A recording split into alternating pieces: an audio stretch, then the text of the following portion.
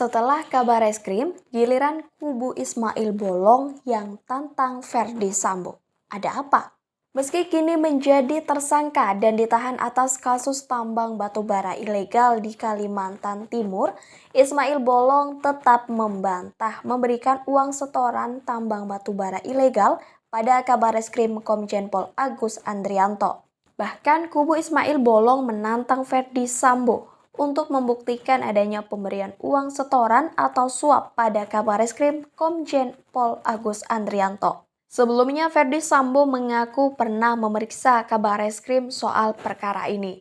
Verdi Sambo bilang dirinya menandatangani surat laporan hasil penyelidikan atau LHP kasus tersebut pada 7 April 2022 ketika masih menjabat sebagai Kadif Propam Polri. Masih menurut Verdi Sambo, laporan hasil penyelidikan kasus itu sudah dia serahkan ke pimpinan kepolisian.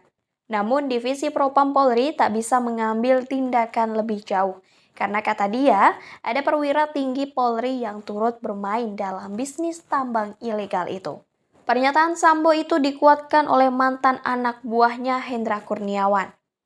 Ex-Karo Paminal Divpropam Polri tersebut mengatakan atas dugaan keterlibatan Kabareskrim dalam LHP kasus tambang batubara ilegal.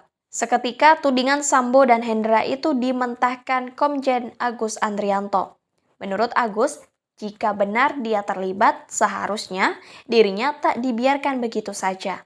Agus mengatakan pernyataan Hendra dan Sambo soal laporan hasil pemeriksaan kasus tersebut tidak serta-merta membuktikan keterlibatan dirinya dalam kasus tambang ilegal. Apalagi dalam video terbaru Ismail Bolong, dia mengaku diintimidasi sehingga menyebut bahwa Kabareskrim terlibat kasus ini. Agus pun bersikukuh mengatakan dirinya tak pernah diperiksa Sambo terkait kasus tambang batubara ilegal. Dia bahkan menantang Sambo untuk mengeluarkan berita acara pemeriksaan atau BAP kasus itu jika memang perkataannya benar. Seingat saya nggak pernah ya, saya belum lupa ingatan. Katanya saat dikonfirmasi Selasa 29 November 2022 lalu. Tersangka kasus tambang batubara ilegal Ismail Bolong sempat disebut memberikan suap kepada petinggi Polri termasuk ke Kabareskrim Polri Komjen Pol Agus Andrianto. Hal ini juga dikonfirmasi oleh ex-Kadif Propam Polri Verdi Sambo. Terkait itu, pengacara Ismail Bolong yakni Johannes Tobing membantah soal tudingan tersebut. Dia bahkan menantang Verdi Sambo untuk membuktikan soal hal tersebut. Jadi kalau Verdi Sambo yang bicara, berarti harus Verdi Sambo yang membuktikan. Kalau kita lawyer ini, siapa dia yang mendalilkan? Harus dia membuktikan. Terus nanti dia kalau bohong gimana? Kalau dia prank gimana? Kata Johannes saat dikonfirmasi Sabtu 10 Desember 2022. Johannes mengungkapkan pernyataan Verdi Sambo itu bisa tercermin dalam keterangannya di persidangan kasus pembunuhan Brigadir Nofriansah Joshua Huta Barat di Pengadilan Negeri Jakarta Selatan. Lihatin saja, kan bisa nilai itu persidangannya, asli atau tidak, benar atau tidak, bohong atau tidak, ucapnya.